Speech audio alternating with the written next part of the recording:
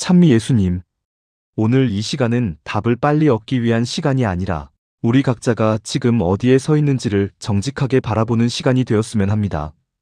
예수님께서는 분명히 말씀하셨습니다. 너희는 좁은 문으로 들어가라. 이 말씀은 누군가를 탈락시키기 위한 말씀이 아니라 제자로 살고자 하는 이들에게 주신 진실한 경고입니다. 신앙생활을 오래 하다 보면 우리는 언젠가 이 사실을 느끼게 됩니다. 신앙은 결코 쉬운 길이 아니구나. 알면 알수록 각오가 필요하구나.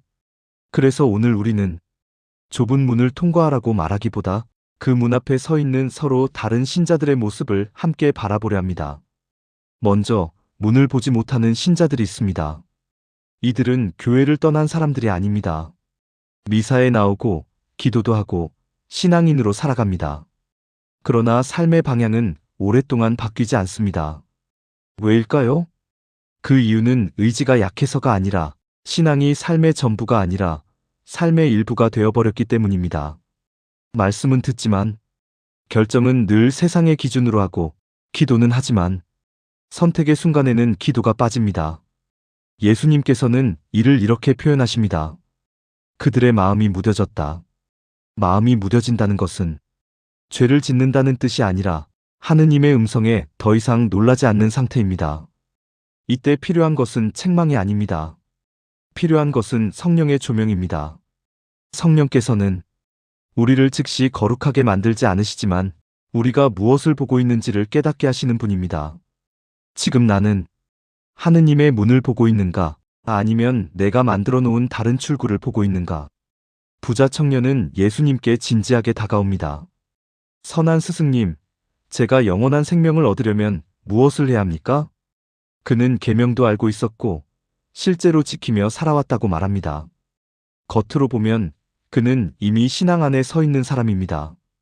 그러나 예수님께서 그에게 한 걸음 더 나아가라고 초대하셨을 때 그는 그 말씀이 무엇을 의미하는지 끝내보지 못합니다. 네가 완전한 사람이 되려거든. 가서 너의 재산을 팔아 가난한 이들에게 주어라. 그러면 네가 하늘에서 보물을 차지하게 될 것이다.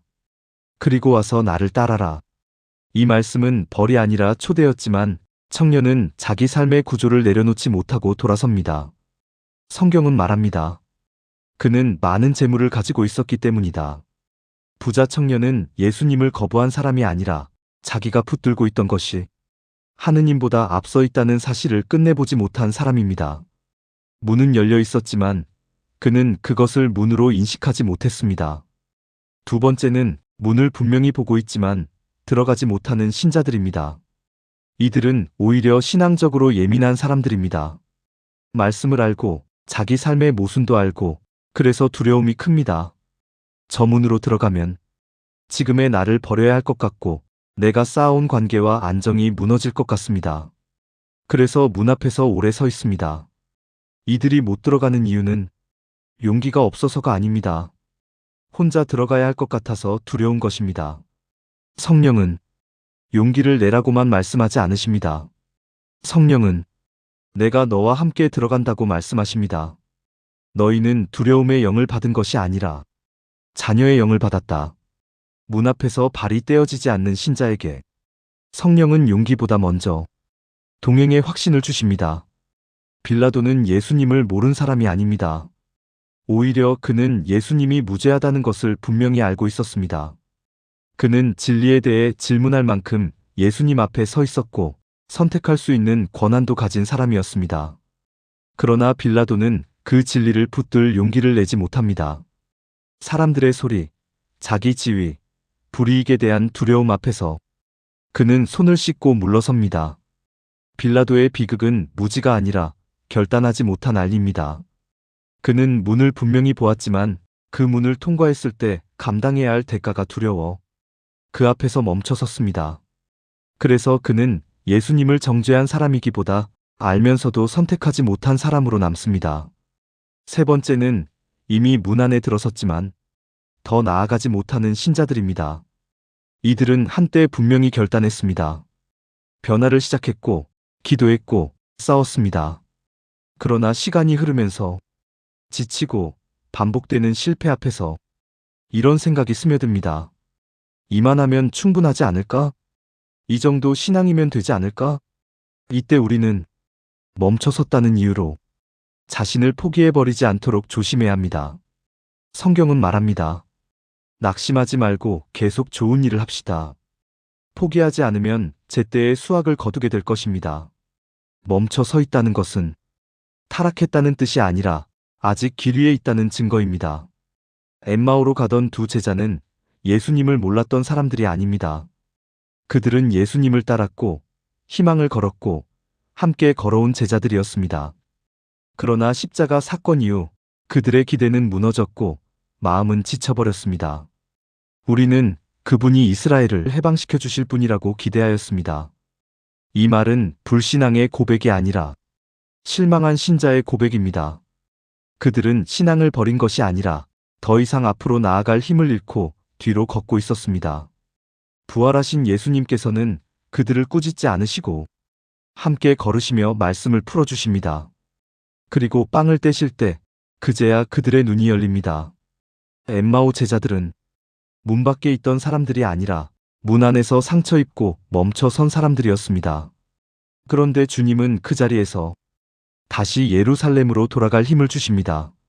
성령의 은총은 언제나 다시 걷게 하는 은총입니다. 엠마오로 가던 제자들처럼 방향이 흐려질 수는 있어도 성령께서는 다시 발걸음을 돌이키십니다. 성령의 일하심은 불꽃처럼 화려하지 않을 수 있습니다. 그러나 지속하게 하는 힘입니다. 오늘 하루 다시 한 걸음을 내딛게 하는 힘. 그것이 성령의 은총입니다. 우리는 좁은 문 앞에 서 있는 세 종류의 사람을 보았습니다. 부자 청년은 문을 보지 못했고 빌라도는 문 앞에서 물러섰으며 엠마오 제자들은 문 안에서 멈춰 섰습니다. 그러나 성경은 말합니다. 그 어느 자리에서도 하느님은 사람을 포기하지 않으신다고. 형제자매 여러분, 좁은 문은 분명 중요합니다. 아무 마음으로나 통과할 수 있는 문은 아닙니다. 그러나 분명히 해야 합니다. 좁은 문을 통과하는 자격은 완성된 거룩함이 아니라 성령께 자신을 내어드린 영혼입니다. 거룩한 영혼은 우리가 만들어내는 성취가 아니라 성령께서 시간을 들여 빚어내시는 은총입니다. 그래서 끝까지 가는 사람은 강한 사람이 아니라 도움을 청하는 사람입니다. 우리 모두는 각기 다른 위치에서 같은 문을 바라보고 있습니다. 그리고 성령께서는 지금도 이렇게 말씀하십니다. 두려워하지 마라.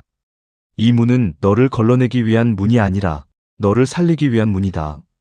문을 보지 못하는 이에게는 눈을 열어주시고 망설이는 이에게는 동행의 용기를 주시며 멈춰 선 이에게는 다시 걷는 힘을 주소서. 우리가 이 길을 가는 이유가 의로움이 아니라 사랑임을 잊지 않게 하소서. 좁은 문 앞에서 도망치지 않고 머물 수 있는 은총, 그리고 결국 통과하게 하는 은총을 저희 모두에게 내려주소서. 주님은 우리의 희망이십니다. 아멘.